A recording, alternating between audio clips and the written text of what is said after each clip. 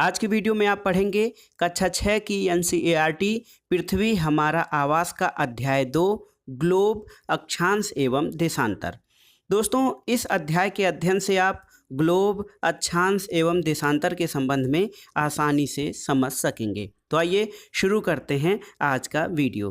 दोस्तों, पिछले अध्याय का रिव्यू देख लेते हैं। पिछले अध्याय में आप पृथ्वी के आकार के बारे में पढ़ चुके हैं। इसमें हमने ये जाना था कि हमारी पृथ्वी गोलाकार नहीं है, यह उत्तर और दक्षिण ध्रुवों पे थोड़ी चपटी है और मध्य में थोड़ी उभरी हुई है।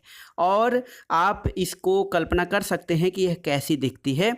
तो इस संबंध में जानकारी के लिए आपको ग्लोब के बारे में देखना होगा, यानी ग्लोब दोस्तों क्या होता है? तो ग्लोब पृथ्वी के आकार की एक संरचना होती है और ग्लोब बड़ा भी हो सकता है और छोटा भी हो सकता है। कुछ ग्लोब पॉकेट में रखने योग्य पॉकेट ग्लोब होते हैं और कुछ ग्लोब गुब्बारे जैसे होते हैं जिनमें हवा भरकर उन्हें आसानी से एक दूसरे स्थान पर ले जाया जा सकता है।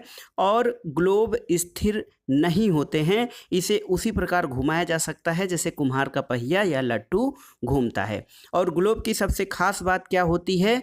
तो यहाँ पर दोस्तों ग्लोब में देश, महाद्वीप और महासागरों को उनके सही आकार के अनुपात में दिखाया जाता है। यानी ग्लोब पर जो भी देश, महादेश और महासागरों की आकृतियाँ होती हैं वो एक अनुपात में दर्शाई जाती हैं ताकि हम आसानी से उन्हें समझ सकें। और साइड में देखिए, ये आपको एक ग्लोब का चित्र भी दिख रहा है।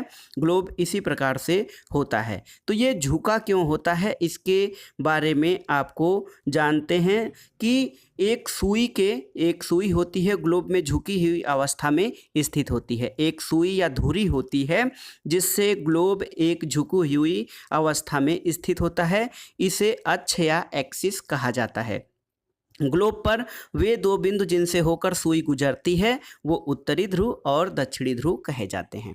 तो जो ग्लोब होता है हमारा एक अक्ष पे झुका हुआ होता है और जिन बिंदुओं से ये अक्ष गुजरते हैं उन्हीं को उत्तरी और दक्षिणी ध्रुव कहा जाता है। ग्लोब की इस सुई के चारों ओर पृथ्वी की भांति पश्चिम से पूर्व की ओर घुमाया जा सकता है, लेकिन इन दोनों में एक अंतर है। पृथ्वी पर वास्तव में ऐसी कोई सुई नहीं होती है और यह अपने अक्ष पर चारों ओर ऐसे ही घूमती रहती है। और ये जो अक्ष हमने निर्धारित किया है या कल्पना किया है वो एक काल्पनिक रेखा होती है। एक और काल्पनिक रेखा होती है जो ग्लोब को दो बराबर भागों में बांटती है, इसे विषुवत वृत्त कहा जाता है। तो दोस्तों, ये जो विषुवत वृत्त होता है ये पृथ्वी के उत्तर में स्थित आधे भाग को उत्तरी गोलार्ध और दक्षिण में आधे भाग को दक्षिणी गोलार्ध कहा जाता है। और जो बीच में स्थित रेखा है उसको विषुवत रेखा, विषुवत वृत्त या भूमध्य रेखा कहा जाता है। विषुवत वृत्त जो है दोस्तों वो पृथ्वी पर एक काल्पनिक वृत्त बनाती है और यह पृथ्वी पर विभिन्न स्थानों की स्थिति दर्शाने का सबसे महत्वपूर्ण संदर्भ बिंदु होता है। याद रखिएगा, भूमध्य रेखा या विषुवत वृत्त जो होता है वो पृथ्वी को दो बराबर भागों में उत्तरी और दक्षिणी भाग में बांटती है। उत्तरी भाग को उत्तरी गोलार्ध कहा जाता है और दक्षिण वाले आधे भाग को दक्षिणी गोलार्ध कहा जाता है। विषुवत वृत्त कोई ऐसी रेखा खींची नहीं गई है, यह अध्ययन की सुविधा की दृष्टि से एक काल्पनिक रेखा मानी गई है जो कि संपूर्ण पृथ्वी पे एक काल्पनिक वृत्त बनाती है। और ये रेखा पृथ्वी पर विभिन्न स्थानों की स्थिति दर्शाने के लिए सबसे महत्वपूर्ण होती है।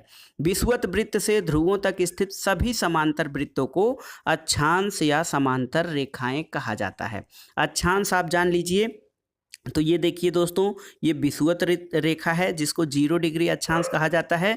और इसके समानांतर में जैसे ये रेखा हुई और ये रेखा, इन सबको अक्षांश या समानांतर रेखाएं कहा जाता है। और अक्षांश को अंश यानी डिग्री में मापा जाता है। विषुवत वृत्त जो होता है विषुवत वृत्त ये 0 डिग्री अक्षांश या 0 अंश अक्षांश को दर्शाता है क्योंकि ये पूरी तरह से पृथ्वी के बीचों बीच एक काल्पनिक रेखा है।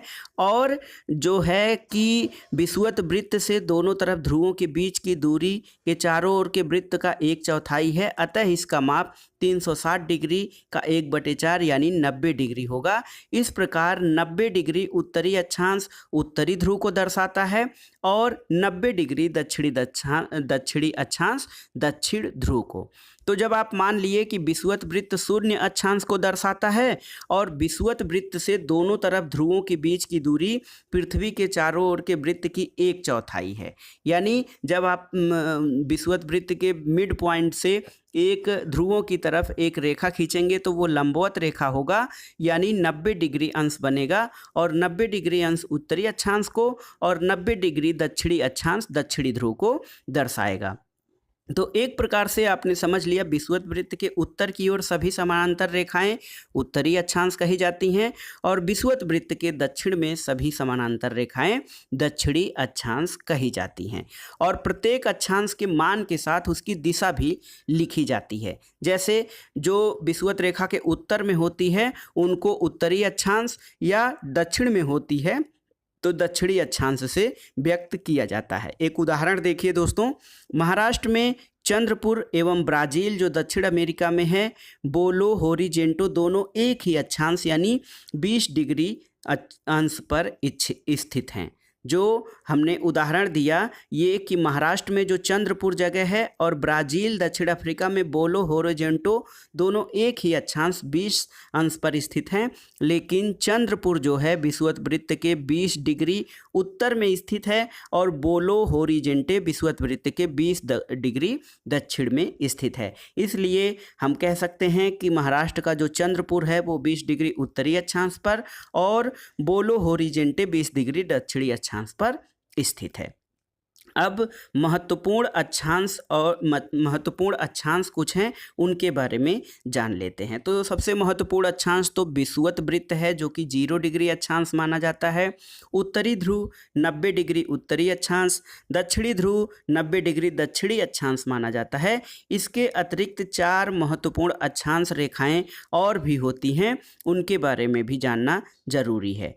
तो पहला है उत्तरी गोलार्ध में दोस्तों कर्क रेखा होती है जो 23.5 डिग्री उत्तरी अक्षांश पे स्थित होती है। दक्षिणी गोलार्ध 23.5 डिग्री दक्षिणी गोलार्ध पर और विषुवत रेखा के 66.5 डिग्री उत्तर में उत्तरी ध्रुव वृत्त और विषुवत रेखा के 66 डिग्री दक्षिण में दक्षिणी ध्रुव वृत्त होता है। आप ये देखिए, ये आप फिर से चित्र देखिए दोस्तों, इसमें जो कह रहा है उत्तरी गोलार्ध में 23.5 डिग्री उत्तरी पर कर्क रेखा स्थित होती है, ये भी महत्वपूर्ण अक्षांश रेखा है। इसके अलावा 6.5 डिग्री उत्तरी अक्ष पर उत्तरी शीत कटिबंध या उत्तरी शीतोष्ण कटिबंध स्थित होता है। इसके अलावा दक्षिणी गोलार्ध में 23.5 डिग्री दक्षिणी अक्षांश पर मकर रेखा होती है और ये 66.5 डिग्री दक्षिण में दक्षिणी ध्रुव बिंदु स्थित होता है। अब ये जो दोस्तों ये कटिबंध हैं जो हमने ये जो कर्क रेखा, मकर रेखा और उत्तरी वृत्त रेखा और जो दक्षिणी ध्रुव वृत्त रेखा देखा है, उससे हम पृथ्वी के ताप कटिबंधों का आसानी से मूल्यांकन कर सकते हैं। तो ये ताप कटिबंध क्या होते हैं उनके बारे में जान लेते हैं। तो दोस्तों कर्क रेखा और मकर रेखा जो हैं उनके बीच सभी अक्षांशों पर सूर्य वर्ष में एक बार दोपहर में सिर के ठीक ऊपर स्थित होता है, चाहे उत्तरी गोलार्ध हो या दक्षिणी गोलार्ध। कर्क रेखा और मकर रेखा इनके बीच में सभी अक्षांशों पर सूर्य एक वर्ष में एक बार दोपहर में सिर के ठीक ऊपर होता है, यानी लंबवत होता है। इसलिए इस क्षेत्र में सबसे अधिक ऊष्मा प्राप्त होती है और इसे उष्ण कटिबंध कहा जाता है। कर्क रेखा और मकर रेखा के बाद किसी भी अक्षांश पर दोपहर का सूर्य कभी भी सिर के ऊपर नहीं होता है। ध्रुवों की तरफ सूर्य की किरणें तिरछी होती जाती हैं।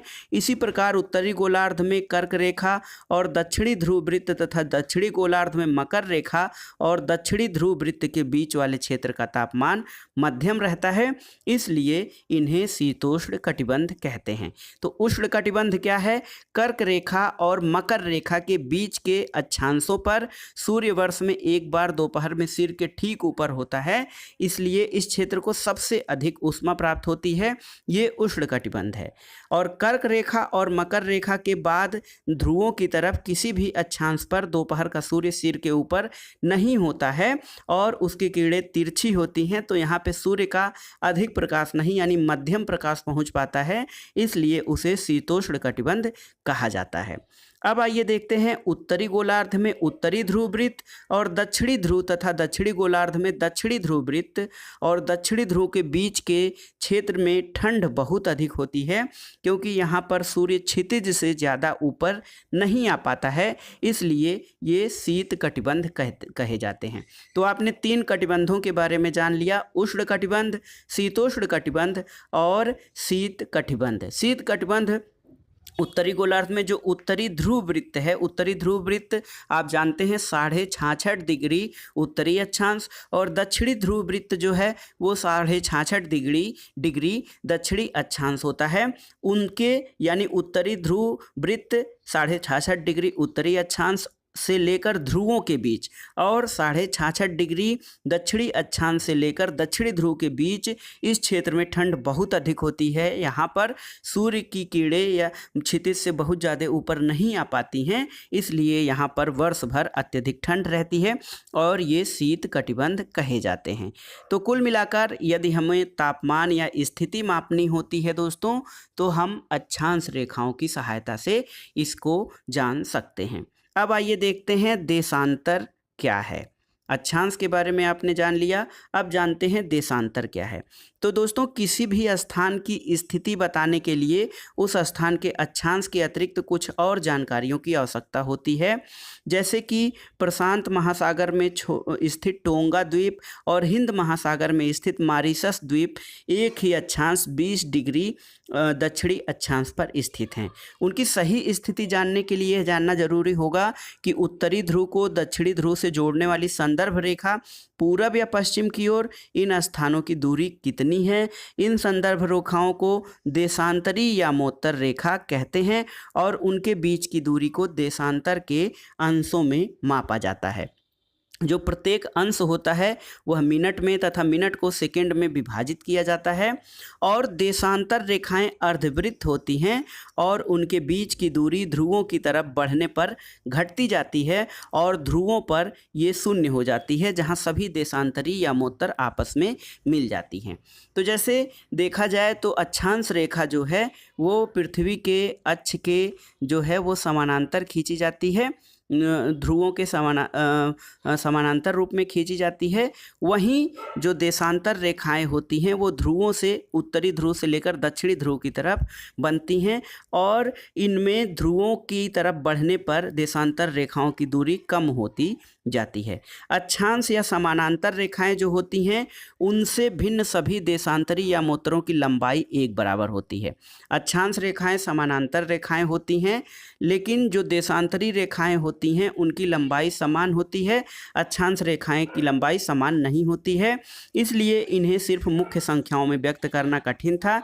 तब सभी देशों ने निश्चय किया कि ग्रीनविच, जहां पर ब्रिटिश राज की वेधशाला स्थित है, उससे गुजरने वाली यामोत्तर से पूर्व और पश्चिम की ओर गिनती शुरू कर दी जाए। इस यामोत्तर को प्रमुख यामोत्तर या मुख्य यामोत्तर रेखा कहते हैं। इसका मान 0 डिग्री देशांतर होता है और यहाँ से हम 180 डिग्री पूर्व या 180 डिग्री पश्चिम तक गणना करते हैं। प्रमुख यामोत्तर और 180 डिग्री यामोत्तर मिलकर पृथ्वी को 2 समान भागों यानी पूर्वी गोलार्ध और पश्चिमी गोलार्ध में विभक्त करते हैं। जैसा कि आपने अक्षांश के बारे में देखा था, अक्षांश समांतर रेखाएं होती हैं और ये संपूर्ण पृथ्वी को 2 गोलार्धों उत्तरी और दक्षिणी गोलार्ध में बांटती हैं। उसी प्रकार से प्रमुख यामोत्तर या प्रमुख देशांतर रेखा और 180 अंश यामोत्तर मिलकर पृथ्वी को 2 समान भागों यानी पूर्वी गोलार्ध और पश्चिमी गोलार्ध में बांटते हैं। इसलिए किसी स्थान के देशांतर के आगे पूर्व तथा पश्चिम के लिए पश्चिम का प्रयोग किया जाता है। और दोस्तों ये बहुत महत्वपूर्ण होगा आपके लिए जानना कि 180 डिग्री पूर्व और 180 डिग्री पश्चिम यामोत्तर रेखा एक ही बिंदु पर या एक ही रेखा पर स्थित हैं। अब ग्लोब पर अक्षांश रेखाओं और देशांतरी यामोत्तर रेखाओं के द्वारा बनी गई एक ग्रिड को देखते हैं। तो जब हम इस ग्रिड को देखते हैं तो किसी स्थान के अक्षांश एवं देशांतर की सही जानकारी हो तो ग्लोब पर आप उस स्थान का पता आसानी से लगा सकते हैं। उदाहरण के लिए दोस्तों, असम में धुबरी जो है वो 26 डिग्री उत्तरी अक्षांश और 90 डिग्री पूर्वी देशांतर पर स्थित है। अब हम उस बिंदु को देखें जहां ये दोनों रेखाएं एक दूसरे को काटती हैं, तो यह बिंदु ध्रुवीय की सही स्थिति को दर्शाएगा।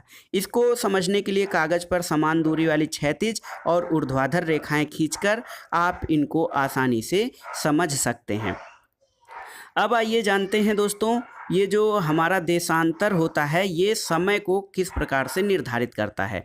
तो देशांतर से हम समय का ज्ञान कर सकते हैं। समय को मापने का सबसे अच्छा साधन जो है वो पृथ्वी है, चंद्रमा और ग्रहों की गति है।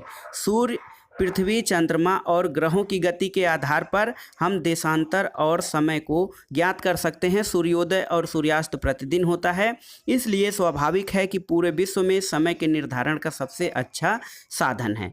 स्थानीय समय का अनुमान सूर्य के द्वारा बनने वाली परछाई से लगाया जाता है, जो दोपहर में सबसे छोटी और सूर्योदय और सूर्यास्त के समय सबसे लंबी होती है। ग्रीनविच या प्रधान यामोत्तर रेखा पर स्थित प्रमुख यामोत्तर सूर्य जिस समय आकाश के सबसे ऊंचे बिंदु पर होता है उस समय यामोत्तर पर स्थित सभी स्थानों पर दोपहर होता है। चूँकि पृथ्वी पश्चिम से पूर्व की ओर चक्कर लगाती है, अतः वो स्थान ग्रीनविच के पूर्व में होते हैं। उनका समय ग्रीनविच समय से आगे होगा तथा जो पश्चिम में है उनका समय पीछे होगा। समझिए दोस्तों, जो ग्रीनविच मीन टाइम है उसका अर्थात उसका अर्थ ऐसे लगाया जा सकता है, उसके पूर्व और पश्चिम में आप उसका निर्धारण कर सकते हैं। पृथ्वी पश्चिम से पूरब की ओर चक्कर लगाती है, वे स्थान जो ग्रीनविच के पूरब में होते हैं उनका समय ग्रीनविच से आगे होता है, और जो स्थान पश्चिम में होते हैं उनका समय ग्रीनविच से पीछे होते हैं। समय के अंतर की दर की गणना कुछ एक विधि है उससे की जा सकती है। जैसे एक गणना करिए, पृथ्वी लगभग 24 घंटे पे अपने अक्ष पर 360 डिग्री घूम जाती है, अर्थात 1 घंटे में वह 15 अंश घूमती है और 4 मिनट में 1 अंश घूमती है। इस प्रकार जब ग्रीनविच पर दोपहर के 12 बजते हैं तब ग्रीनविच से 15 डिग्री पूर्व में समय होगा 15 × 4 यानी 60 मिनट, अर्थात ग्रीनविच के समय से 1 घंटा आगे। पूरब में जो समय होगा वो ग्रीनविच के समय से 1 घंटा आगे होगा और जहां दोपहर का 1 बजा होगा, लेकिन ग्रीनविच से 15 डिग्री पश्चिम का समय ग्रीनविच से 1 घंटा पीछे होगा, वहां सुबह के 11 बज रहे होंगे। इस प्रकार जब ग्रीनविच पर या प्रधान यामोत्तर रेखा पर दोपहर के 12 बजते हैं उस समय 180 डिग्री देशांतर पर मध्य रात्रि के 12 बजे होते हैं। तो किसी भी स्थान पर जब सूर्य आकाश में अपने उच्चतम बिंदु पर होता है दोपहर में उस समय घड़ी में 12 बजते हैं। इसी प्रकार घड़ी के द्वारा दिखाया गया समय उस स्थान का स्थानीय मान होता है। और आप ये भी जान सकते हैं कि दिए गए देशांतरी यामोत्तर पर सभी स्थानों का स्थानीय मान समान होता है। तो मानक समय क्या होता है, स्टैंडर्ड टाइम, और हम मानक समय को क्यों मापते हैं। तो दोस्तों अलग अलग यामोत्तर पर स्थित स्थानों के स्थानीय समय में अंतर होता है। उदाहरण के लिए बहुत से देशांतरों से होकर गुजरने वाली रेलगाड़ियों के लिए समय सारणी तैयार करना कठिन होता है। भारत में गुजरात के द्वारका तथा असम के डिब्रूगढ़ के स्थानीय समय में लगभग 1 घंटा 45 मिनट का अंतर होगा। इसलिए ये आवश्यक होता है देश के मध्य भाग से होकर गुजरने वाले किसी यामोत्तर के स्थानीय समय को देश का मानक समय माना जाए। तो किसी एक देश में एक मानक समय माना जाता है, इस यामोत्तर रेखा के स्थानीय समय को पूरे देश का मानक समय मान लिया जाता है। भारत में 82.5 डिग्री पूर्वी, ये देखिए 82.5 डिग्री पूर्वी जो देशांतर रेखा है उसको मानक यामोत्तर माना गया है। इस यामोत्तर को स्थानीय समय को पूरे देश का मानक समय माना जाता है। इसे भारतीय मानक समय के नाम से भी जाना जाता है। 82.5 डिग्री पूर्वी देशांतर को भारत में मानक यामोत्तर माना गया है और इसी पे जो समय होता है उसको भारत का मानक समय माना जाता है। भोपाल के निकट एक छोटे से नगर में कबीर रहता है। वह अपने मित्र आलोक से कहता है कि वे लोग आज रात्र में नहीं सो पाएंगे। भारत और इंग्लैंड के बीच एक क्रिकेट मैच लंदन में 2 बजे अपराह्न में शुरू होगा, अर्थात भारत के समय अनुसार मैच शाम के 7:30 बजे शुरू होगा और देर रात में समाप्त होगा। क्या आप जानते हैं कि भारत और इंग्लैंड के बीच समय में क्या अंतर है? तो देखिए, भारत ग्रीनविच के पूर्व में 82.5 डिग्री पूर्व में स्थित है। भारत ग्रीनविच के पूर्व 82.5 डिग्री पूर्व में स्थित है। यहाँ का समय ग्रीनविच से 5 घंटा 30 मिनट आगे है। जो भारत है, यहाँ का समय हमारे ग्रीनविच से दोस्तों 5 घंटा यानी 5.5 घंटे आगे होता है। इसलिए जब लंदन में दोपहर के 2 बजते हैं तो उस समय भारत में 5.5 घंटा और जोड़ लीजिए, 7:30 बजे होंगे। कुछ देशों का दोस्तों देशांतरी विस्तार बहुत अधिक होता है। वहाँ पर कई देशांतर गुजरते हैं, जिसके कारण वहाँ एक से अधिक मानक समय अपनाए जाते हैं। जैसे कि आप जान सकते हैं, रूस में 11 मानक समय अपनाए गए हैं, क्योंकि पृथ्वी जो है 1 घंटे वाले 24 समय क्षेत्रों में बांटा गया है और प्रत्येक समय क्षेत्र 15 डिग्री देशांतर तक के क्षेत्र को घेरता है। इसलिए कुछ देशों में दूरी के हिसाब से कई मानक समयों को अपनाया गया है। जैसे भारत में ही अगर जो माना जाए तो सर्वाधिक पूर्वी बिंदु और सर्वाधिक पश्चिमी बिंदु में 1.5 से 2 घंटे का अंतर पाया जाता है, लेकिन बीच में 82.5 डिग्री पूर्वी देशांतर को एक मानक समय मान लिया गया है। तो दोस्तों, ये था आज का चैप्टर। इसमें आपने ग्लोब के बारे में पढ़ा, ग्लोब क्या होता है, अक्षांश क्या है, देशांतर क्या है। इसके अलावा अक्षांशों के संबंध में आपने जाना कि उत्तरी अक्षांश क्या है, दक्षिणी अक्षांश क्या है, उत्तरी ध्रुव क्या होता है, दक्षिणी ध्रुव क्या होता है। इसके अलावा उष्ण कटिबंध, शीतोष्ण कटिबंध और शीत कटिबंध के बारे में आपने जाना। फिर देशांतर रेखाओं के अध्ययन से आपने जाना कि किसी भी स्थान का मानक समय कैसे निर्धारित होता है। तो ये था आज का वीडियो। वीडियो आपको कैसा लगा हमें कमेंट बॉक्स में ज़रूर बताइएगा। वीडियो को लाइक करें, शेयर करें